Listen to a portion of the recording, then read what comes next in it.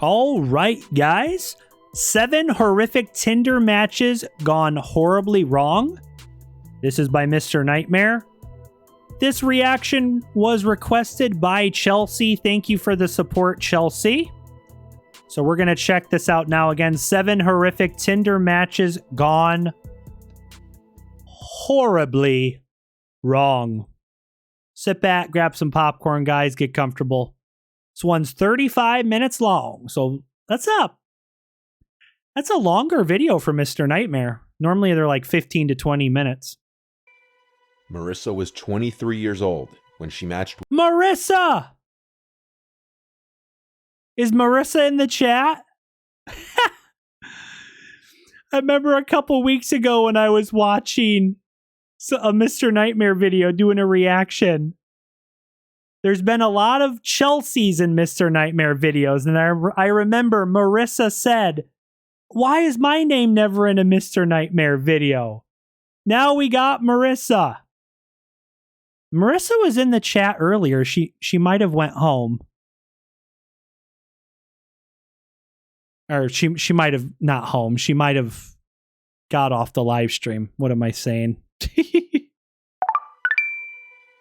Marissa was 23 years old when she matched with who she thought was a 25-year-old guy from town named Luke. The two were someone said in the chat, if this is Tinder, there has to be a few catfishes, I'm sure.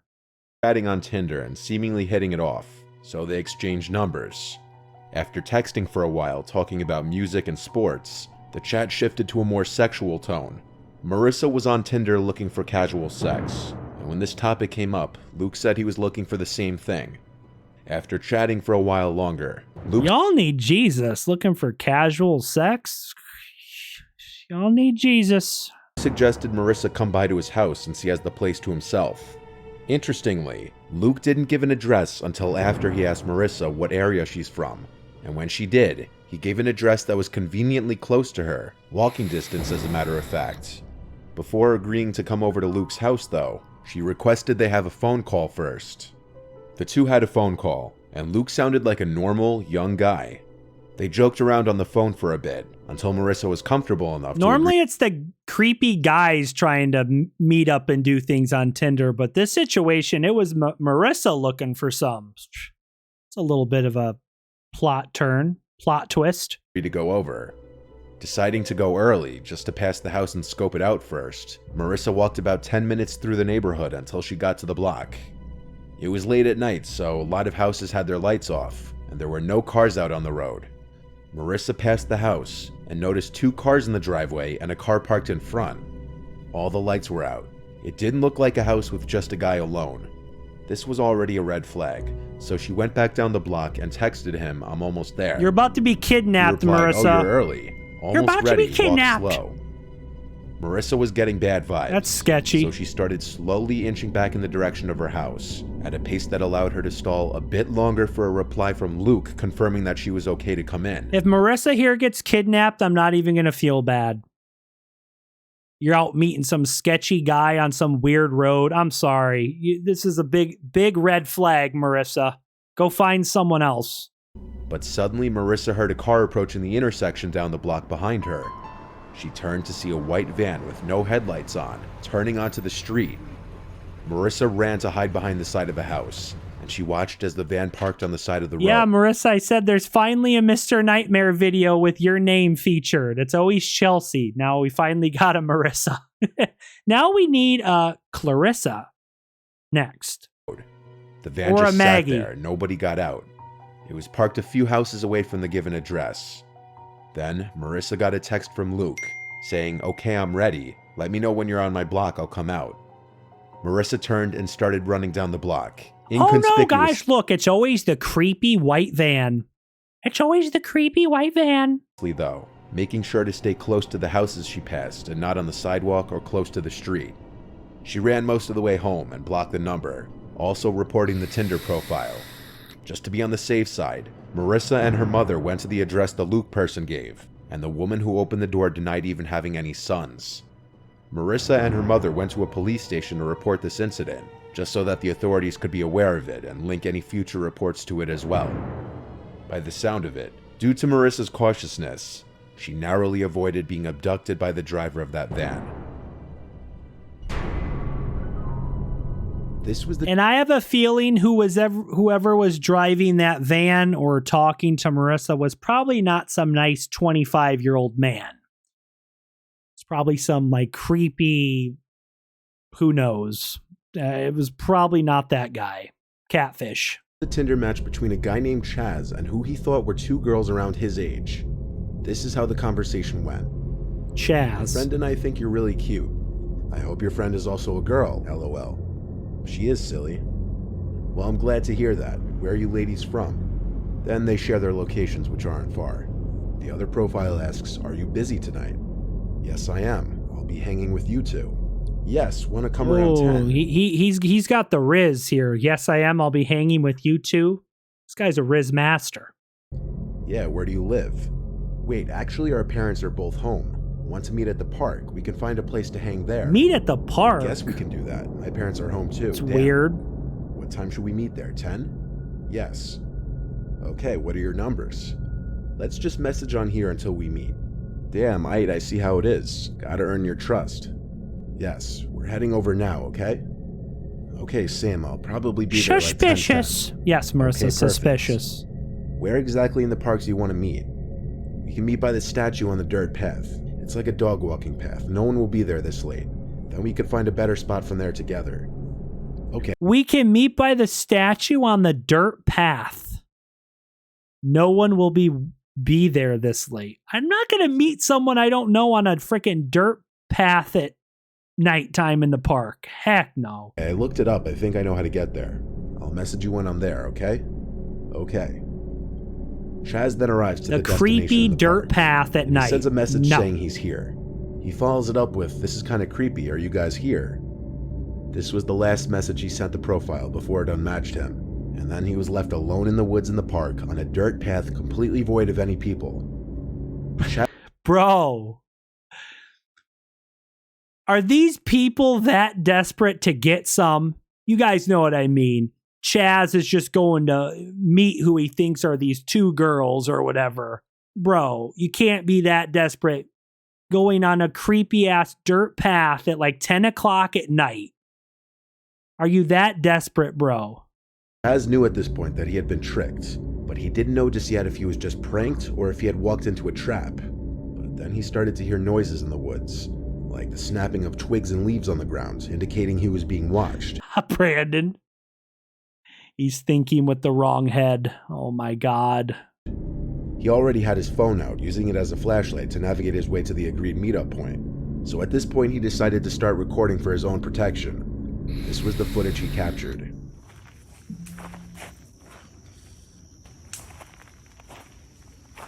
This is creepy as hell. He's about to get robbed.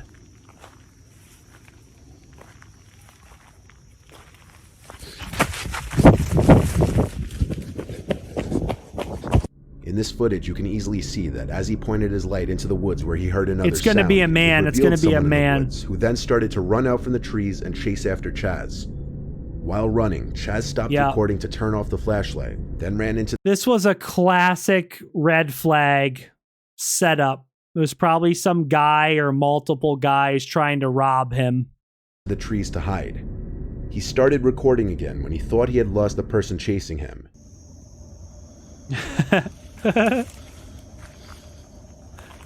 This is how you lose your PP and your wallet? He kept recording the rest of his way out of the park and back to his car to have video evidence of anything in case of a worst-case scenario.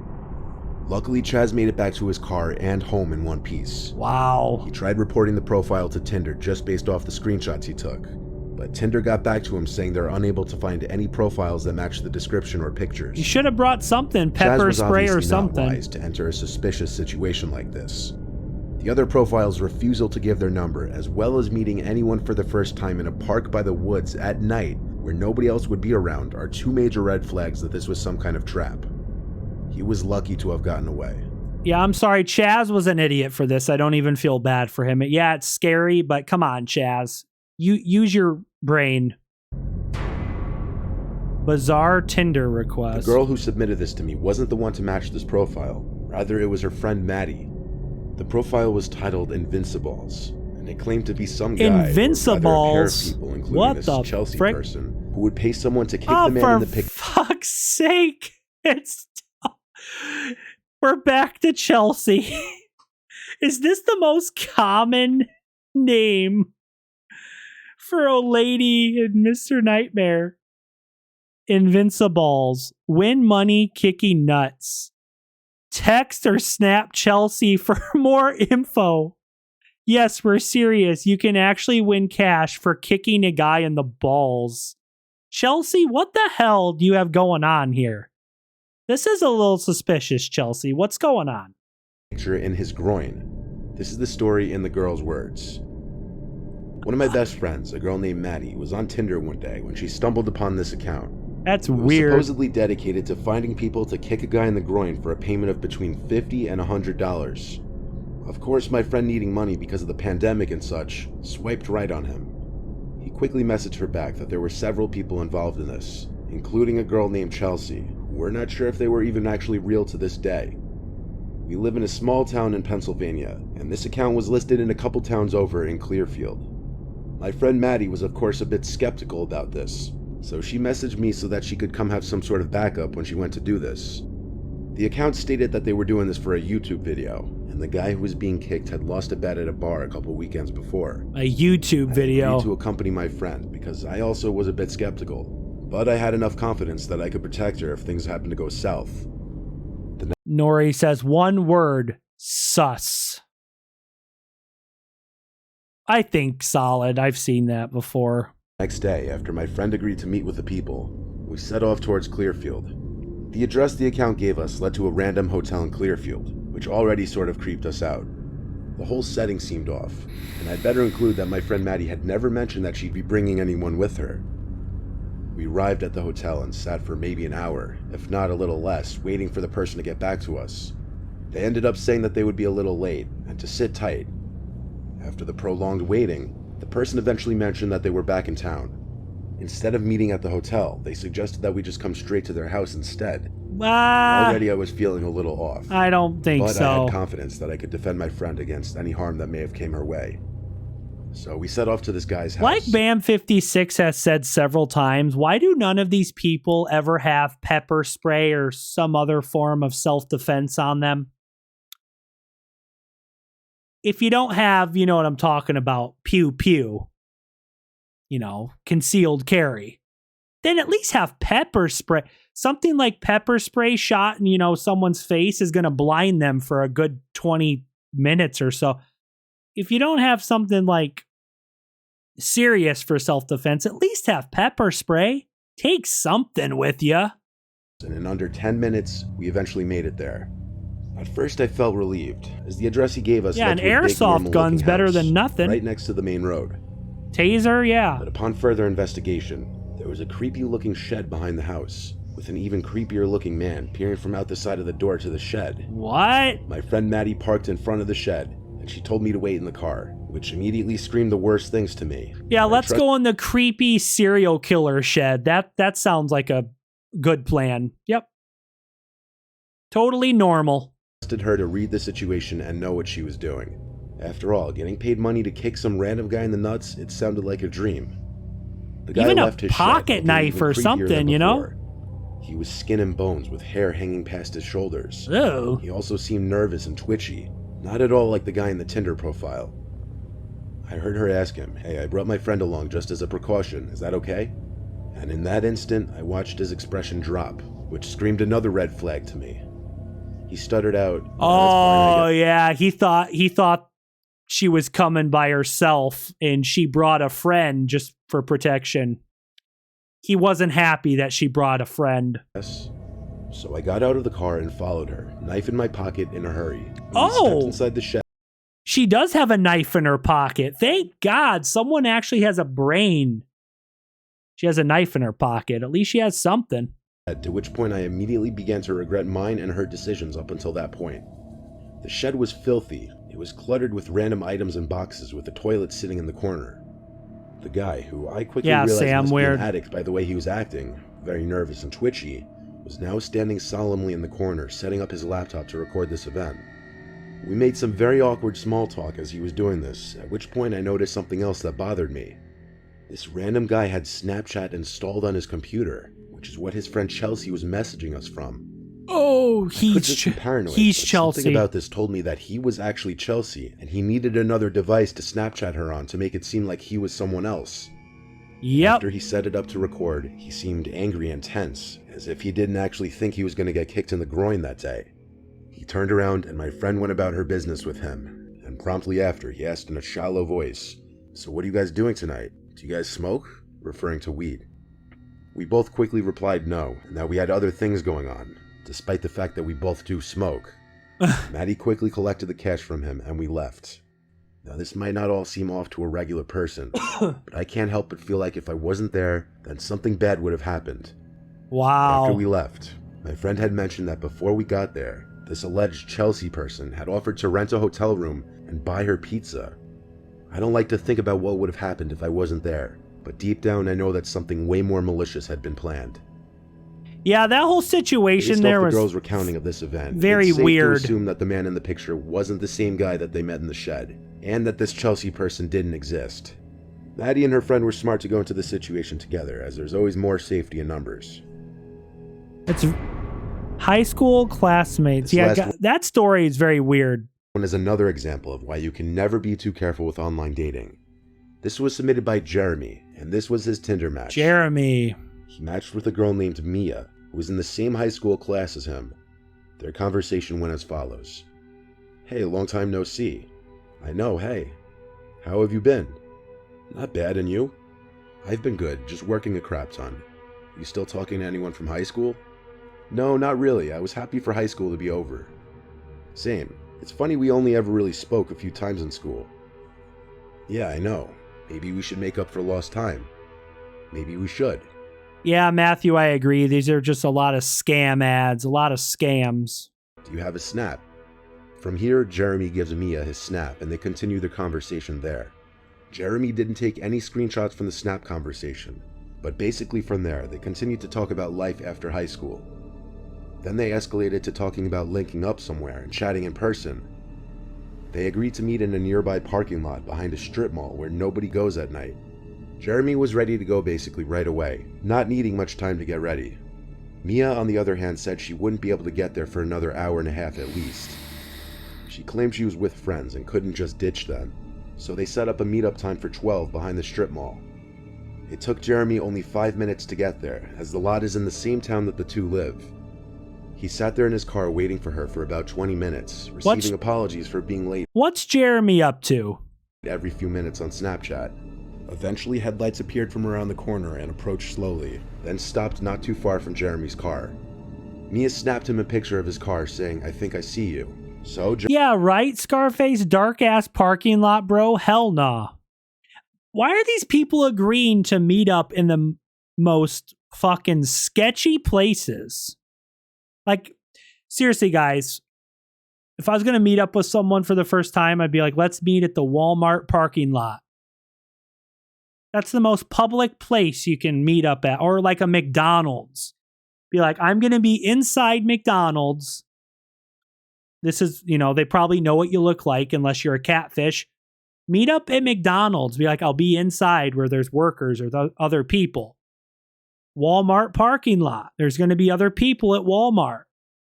Don't meet up in a freaking, like that story earlier, story 1, on some creepy ass dirt path behind a park or a creepy ass park or like road here or something. An abandoned parking lot. Jeremy stepped out from his car. He then realized the car looked to be a small Honda or Hyundai, when in reality the car that was posted all over Mia's Instagram was a Jeep Cherokee. Immediately, Jeremy went back into his car and went to DM Mia on Instagram. Meanwhile, the car outside was honking at Jeremy. He opened Snap and messaged her, "Hey, step out from your car and let me see you for a second." They opened it, took half a minute to reply. Yeah, meet at said, Applebee's or McDonald's or something. At this point, Jeremy knew something was off, so he got in his car and started driving home. Maybe get out of there, Jeremy. Him honking the horn.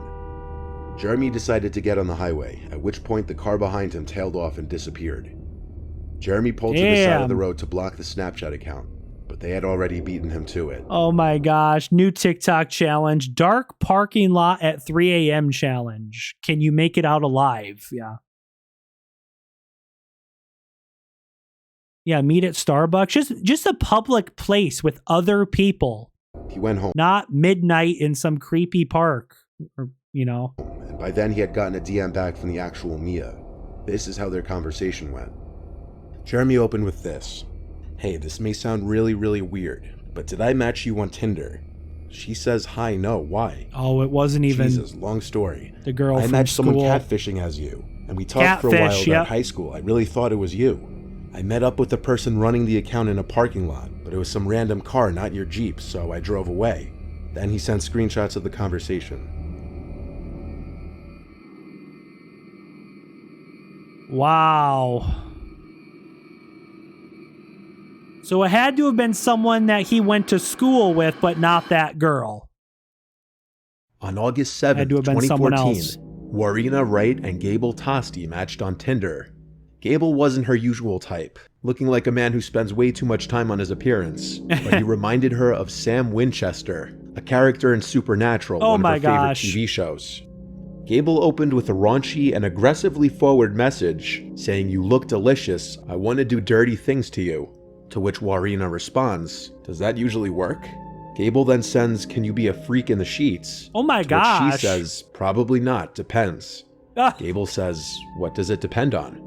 And Warina responds, "What I've had to drink, lol." Oh my gosh. Gable keeps the conversation sexual by replying, "Let's get drunk together. I'm a porn star after a few drinks." Jeez. Warina gives Gable her number after the two exchange a few more messages. And a week later, they meet for the first time in the Cavill Mall. I know, I love Supernatural.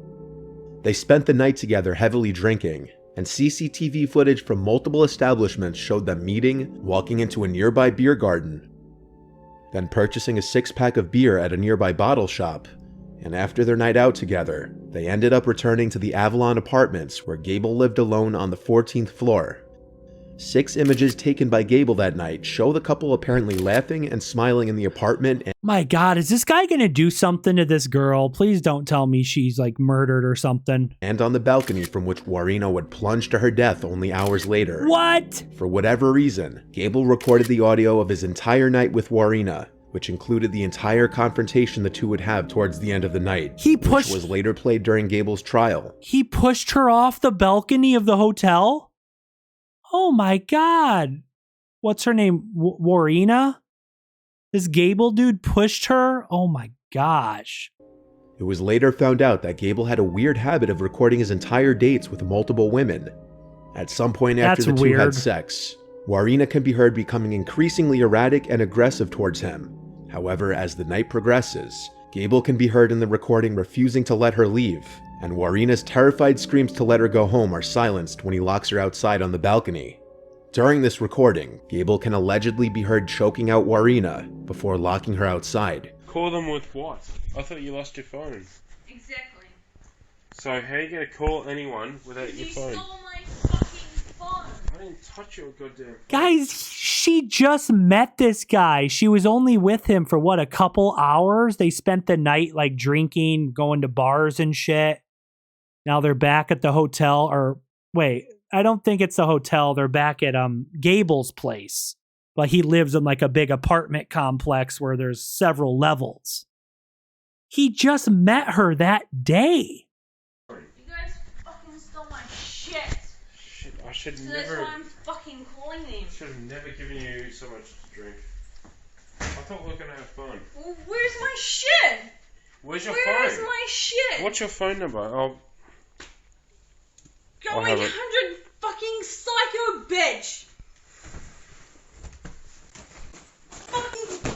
I don't deserve this shit, alright? I'm a nice fucking guy. Is she attacking him? Yeah. Nice fucking guy with all the money. Must be on the balcony. Well, I have shitloads of money. Why is my fucking money? Stop. Just calm down, please. I'm not coming down You've because had too much to drink, alright? I'm Just... not coming down because I've had so much to drink and I have shitloads of money in New Zealand. It's not funny. Shit. You know? Calm down, please. It sounds like Warina maybe shouldn't have drank so much. I mean, it's really sad. We know apparently Mr. Nightmare said she fell off the balcony. But did Gable push her? Or did she fall off the balcony because she was drunk? I don't know if it was like an accident or on purpose. You know how I yeah, because no one else has money. Do you even remember what you were doing to me like half an hour ago? It was freaking me out. You beat me up for no reason. Exactly. Why? Because you said you freak. You thought it was funny or something. It's not.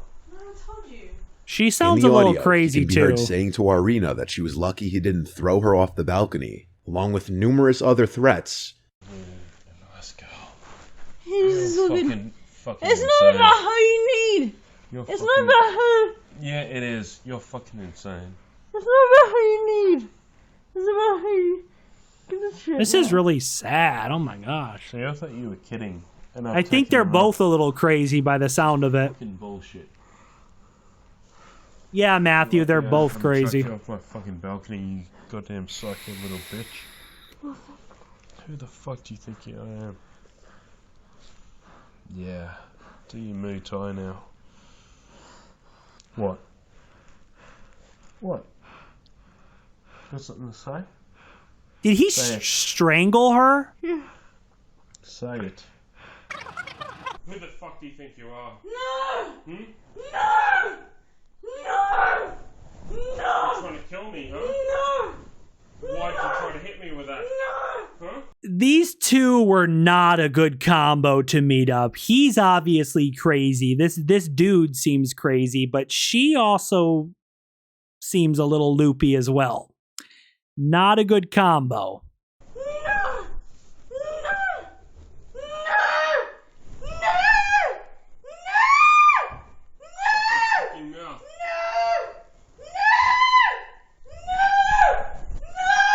What is happening? It's all being recorded.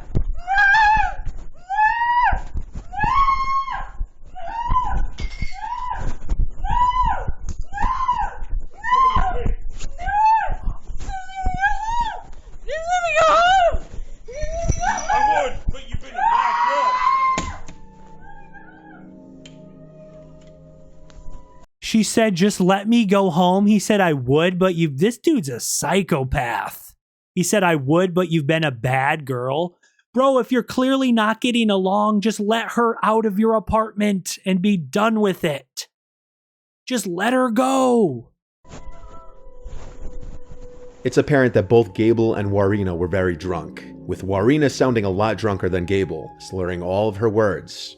Warina apparently thought the only way to escape would be attempting to climb down the building, which resulted in her falling from the balcony to her death. Oh my Gable, God. who was 28 at the time, was arrested for her death, but was ultimately acquitted of all charges.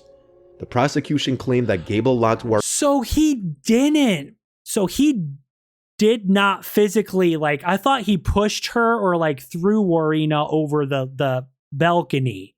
She tried climbing out.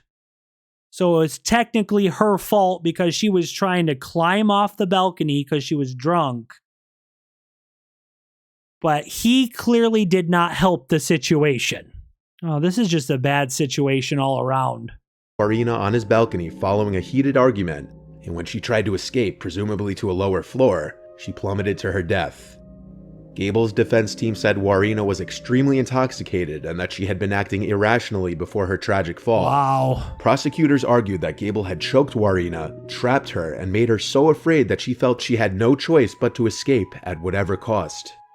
An audio recording. That's messed up, though. Why would he lock her on the balcony? Like I said, just if you're not getting along, she's acting crazy, just let her out of your apartment. If something happened to her after he let her go, that's not on him, but he locked her, put her on the balcony, shut the door, and locked it. So then she tried climbing on something and fell. So I still feel like that's kind of his fault, but he didn't like push her off the ledge. You know what I mean? This is a hard situation, honestly. Of Gable's phone call with his father right after the incident was eventually released, and in it, Gable is heard telling his father that things had become violent between the pair and that he locked her on his balcony, but insisted that he did not push her. Hello, Dad. I might have a bit of a situation. I met up with a girl for a date tonight, and she started getting really aggressive. Like, it was all right at first, and like we, had sex in bed, and then after that, like, she kept drinking, and we were both drinking, and she, like, I think she thought it was like a joke or something, but she kept like beating me up and whatever. Like, wow. I've been walking around and there like a million cops around my building. I don't know what to do. I mean, like, it's technically her fault. He didn't push her off the ledge, but I feel like he in this situation, like, he could have handled it completely differently. Just let her go. If she was very drunk and acting crazy, just let her out of your apartment, bro. Just let her go. I didn't push her or anything. I'm like just walking around the area, and there's like a million cops around the area. It's really up. I don't know what to do. Like, I'm walking around the area, and I just see a million cops around Avalon. This is really, really up. Why does this keep happening to me? Like, I swear to God, I didn't push her or anything. I just chucked her out on the balcony and shut the door because she was beating me up. According to a downstairs neighbor, loud arguments with women could be heard quite often from Gable's apartment, hinting that this kind of thing was a regular occurrence with him. Many people do believe that Gable murdered Warina, and there was public outrage when Gable was acquitted. Damn, that's just freaking messed up. The process of going through a divorce is usually not a pleasant one, and emotions are often very mixed. For some, a divorce can be a horrible time in one's life, full of grief and sorrow. But for others, it can be a hopeful time, a fresh start. For 39-year-old Jovi Pillipil, a nurse from Sydney, Australia, her recent divorce with ex-husband Alexander Villaluna was going to be a new beginning. Jovi posted on Facebook, "New Year, New Beginnings," accompanied by a smiling photo of herself. She had since posted on her Facebook of flowers sent by secret admirers and birthday cards and gifts from her 3 children, who called her the best mother there can be, and an independent mother and woman. In March 2016, Jovi was using Tinder to find a date. Jovi is the mother of 4. She grew up in the Philippines and then moved to Auckland, New Zealand to train to be a nurse. I bet her ex-husband's gonna catfish her on Tinder and then do something to her, like meet up. And then she and her family would eventually move to Sydney, Australia. While on Tinder, she matched 53-year-old businessman Keith Collins. Or maybe Keith not. had 3 children and 4 stepchildren. The two enjoyed chatting and decided to meet for a date. On March 30th, 2016, they went to dinner at a Korean barbecue restaurant. Just as they were finishing up, a man came up and put his arm around Keith. It was Jovi's ex-husband, Alexander. What? He asked Keith what he was doing with his wife. Keith said they were just having dinner. Then suddenly Alexander grabbed Keith by the neck with his left arm, and he used his right hand to stab him in the abdomen with a hunting knife. Oh my God! Jovi started screaming at him to stop, saying they were just having dinner. After stabbing Keith several times, Alexander turned his attention to his 35-year-old estranged wife. He stabbed her once in the chest and once again in the arm when she tried to defend herself. The ex-husband did this in the middle of a freaking Korean barbecue restaurant? You have to be crazy to do just out in the public? He did all this in the middle of a freaking restaurant. Imagine the other people there eating. That'd be crazy. Keith had fallen to the floor and he was trying to get up. Alexander got on top of him and then using both hands, he punched the knife into his chest. He did this 5 more times. Jeez. After stabbing Keith 11 times. This poor guy Keith was literally just trying to go on a date. Keith did nothing wrong. He had 2 children and 3 stepchildren. He's a father. This man Keith did nothing wrong but go on a Tinder date with the wrong woman. Oh, talk about being at the wrong place at the wrong time. Oh, that's freaking terrible. And his ex-wife twice. Alexander calmly walked out of the restaurant. Jovi began to run from the restaurant, and at first Alexander went after her. but he seemed to give up or change his mind and head back to the restaurant, where he sat by Keith's now dead body and waited for the police to arrive. He surrendered without putting up a fight to the arresting officer, and he admitted that he attacked Keith because he was having dinner with his ex-wife. Oh, they have actual footage.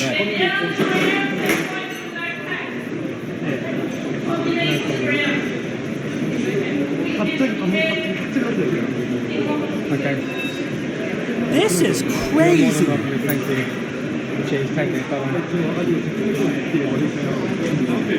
I guess some people really just have a hard time letting go. Bro, she's not your wife. You got a divorce. You're not married to her anymore, bro. And now you killed an innocent man, Keith, because he went on a date with her? You psychopath.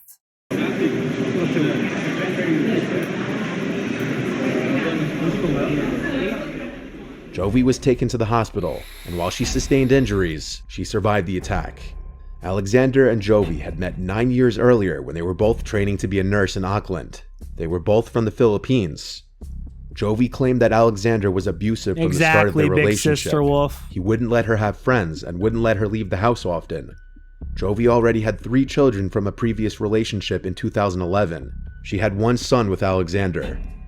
2 years before Keith was murdered, Jovi left Alexander and got a restraining order against him. Wow. In response to this, he told her that he would kill her if she ever started dating another man. But he also said at a later time he would spare her life because of their son. In September of 2017, Alexander pleaded guilty to murder. When given the chance to apologize, Alexander said it was difficult to say he was sorry because he was still angry about what happened to him. It also turned out that he told the probation and parole service that Jovi blamed herself for the problems in their relationship. So according to him, she would have been happy to have been killed by him. Alexander also claimed he attacked Keith in self-defense. However, CCTV footage clearly showed that he was the aggressor. The judge said the most heinous part was when he attacked Keith while he was already on the floor bleeding to death. In October of 2017, Alexander was sentenced to 40 years in prison, and he'd have to serve at least 30 years before he could apply for parole. That's a long sentence. He'll be able to apply for parole on March 30th, 2046, when he's 74 years old. I mean, he didn't get life in prison, but 40 years is still a long time. Grace Mullane. On the morning of October 26th, 2018, 21-year-old Grace Mullane drove from her Essex County home to Heathrow Airport in London, where she boarded her flight to Peru. She spent the next 10 days traveling from island to island before heading on her way to Auckland, New Zealand, how you doing? where she would arrive on November 30th, 2 days before her 22nd birthday. Grace was staying at a hostel where she made friends with some of the other tourists and backpackers. Grace was known for being an outgoing social butterfly. She spent the rest of the night on the 30th taking it relatively easy, and decided to start swiping on Tinder looking to meet someone, maybe make some local friends while she visited. She swiped until she connected with somebody named Jesse, and the two began to chat. Grace and Jesse made plans to go on a date the following day, and so on December 1st, 2018, Grace's bunkmates watched as Grace got ready and left the hostel to head to her date with Jesse. A few hours went by. Jesse, you better not do anything to Grace. Grace sent a message to a friend back home stating that the date was going really well and she felt a connection with Jesse. However, it wasn't long after this message that Grace's phone and social media activity went silent. The next day was her birthday, and many of Grace's family and friends went on to send Grace happy birthday wishes, but she never replied to any of them. And as the days went on, everybody became increasingly concerned. And so on December 5th, 2018, Grace's family reported her missing to Auckland law enforcement. They clarified their concern by pointing out that Grace was actually carrying 2 cell phones while she traveled just in case there was ever an issue with one of them, so that way she would still be able to stay in touch. Both of Grace's cell phones. Yeah, going completely black is not a good sign. All her social media, her phone, everything just went black. It cut out. None of her family could get a hold of Grace. What the hell did this Jesse do to Grace? Had been going directly to voicemail as of December 2nd. Grace's father traveled to New Zealand to do some searching of his own. CCTV footage caught Grace leaving her hostel at exactly 5:37 p.m., She then walked to a Big bar and Sister casino Wolf, known that's as so Sky sad. City, which was fairly close to her hostel, and she waited there for a few moments until she's seen meeting up. Let me guess, Big Sister Wolf, those parents with the 4-month-old who died probably got like, what, a month in jail? Phew, you should get freaking life. With and hugging Jesse. The two of them then went into Sky City for approximately 90 minutes while they had some drinks together, and things appeared to be going really well and the two appeared to be hitting it off. They continued their date onto the next bar, known as Mexican Cafe. They had a few more drinks at the Mexican Cafe, and then they continued on again to another bar known as the Blue Stone Room. While at the Blue Stone Room, things appeared to become more intimate between the two. Well, that's good at They can be least. seen Life kissing multiple without times parole. before Jesse made a quick trip to the bathroom. This is the exact moment that Grace messaged her friend back home that she was having a really good time with her date. Jesse then returned, and the two eventually left the bar at 9:40 p.m. Don't tell me this is like an unsolved mystery with Grace. I hope they figure out what the hell happened and she didn't just like disappear. Hopefully this guy isn't like a kidnapper acting all nice and sweet to Grace and then he like takes her somewhere and puts her into trafficking, if you guys know what I mean. A lot of bad stuff in the world. Human trafficking and shit. Holding hands and walking towards a building known as the City Life Hotel where Jesse rented an apartment. The two can be seen entering the elevator of the building and exiting on the floor of Jesse's apartment. This is the last moment that Grace was seen alive. Oh, The next morning on December 2nd, Jesse is then seen entering the elevator alone and exiting his apartment building. He's then seen purchasing a handful of cleaning supplies as well as a new large suitcase. He places the new purchases inside his apartment, and then he leaves the apartment again. He then jumps in a taxi and gets a ride to a local car rental facility where he rents a vehicle and heads to another bar in the area to meet up with a second Tinder date the day after murdering his previous Tinder date. What the frick? This date became uncomfortable very quickly, and she decided to end things because she found him really creepy after he had been talking about the best places to hide a dead body. When the date was over, Jesse stopped by the front desk of his apartment building and asked if he could borrow a Rug Doctor carpet steam cleaning machine. He brought it up to his apartment and spent a couple hours in there before appearing on camera again. Yo, this dude's an idiot. Does he not realize there's cameras everywhere? He's renting cleaning supplies, a big suitcase, a rug cleaner. Bro, what the fuck did you do in that hotel room? He's then seen bringing a hotel luggage cart up to his room, and shortly after, Or reappearing in the whatever. elevator with the luggage cart loaded with his new suitcase and many other small suitcases. I don't know, He then brings the Marissa. luggage cart down to his rented vehicle and loads everything inside. The next morning at around 7 a.m. on December 3rd, Jesse then went to a nearby store and purchased a brand new shovel. He then returned to his apartment building just after 9 a.m. He then stopped by a random trash can and tossed out some items, and then drove to a dry cleaning service to clean some clothing, and then he took his car rental to be completely cleaned. Police caught up with Jesse a few days later and brought him in for questioning.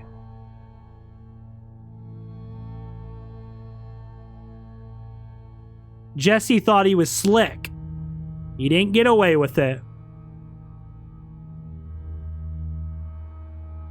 Jesse spots the police in the building who then notice him. Not so slick, are you, Jesse? Tried to clean up the crime police believe scene that and Jesse everything. was involved in some way due to the substantial amount of evidence against him. Tell us about Grace.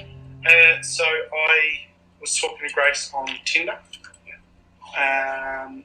We'd matched on Friday. I saw that we'd matched the next day on Saturday. How did the evening pan out? Yeah, pretty good. I didn't initially know that she was real. What do you mean? Well, there's a lot of... So have you heard of catfish? No. So catfishing is where someone uses your profile, uses your photos and pretends to be you and then meets... And you're a completely different Yeah, I person. feel like Jesse here, he's just going to make up a bunch of bullshit lies to the police, and they're not going to buy his bullshit. They're going to be like, bro, we're on to you. We have you on camera purchasing a shovel, cleaning supplies, a suitcase, a rug cleaner. Like, what did you need all this cleaning supplies for? Right. And it's happened to a few people I know in Australia. And it's all over the TV. So I thought, you know what, if I meet at Sky City, at least I know that there's lots of people around. So if it is someone that it's not, then I can just walk away. How did the evening sort of come to an end? There was a hug and a kiss on the cheek, and a thanks, no, nice meeting you. And then I said, let me know about tomorrow. And she said, okay. And then she kept walking. We actually don't know if she's been murdered or not yet. She may be alive and well. Okay. But she might also be dead. Okay? And it could be that you've done it.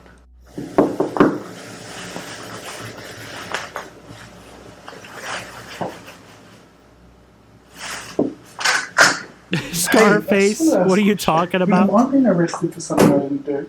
You haven't been arrested, mate. Oh. No. Oh. Holy. They immediately obtained a search warrant for Jesse's apartment, and they began a forensic examination.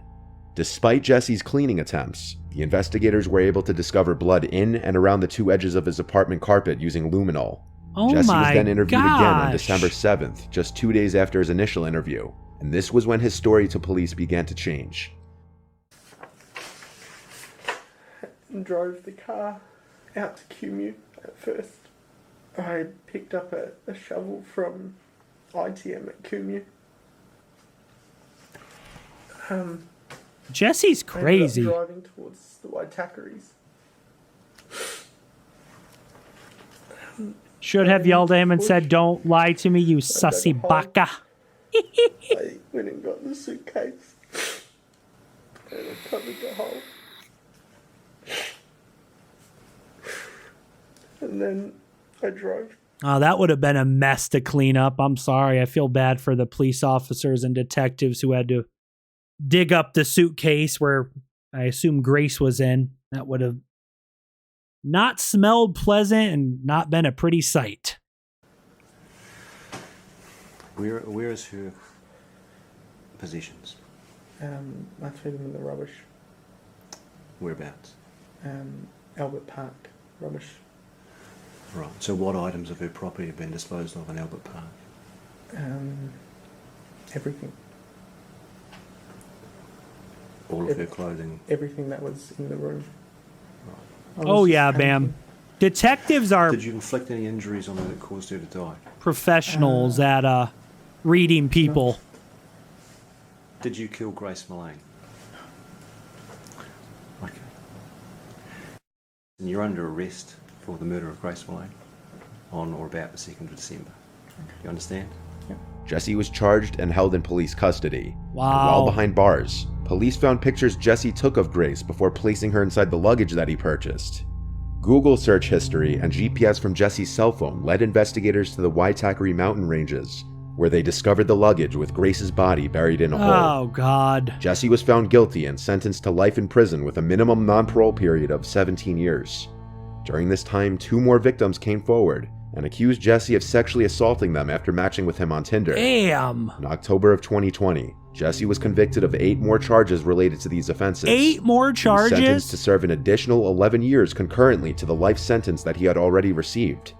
Jesse Kempson currently resides at the Auckland prison in New Zealand, where he will remain. Well, guys, what I don't like about the end of this story is they didn't really explain his motive. What was the reason?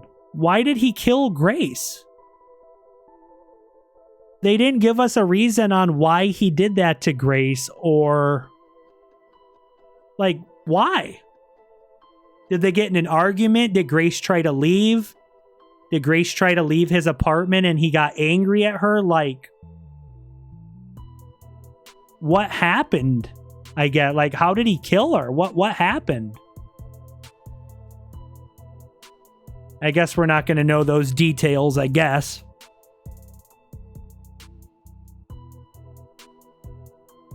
That's crazy.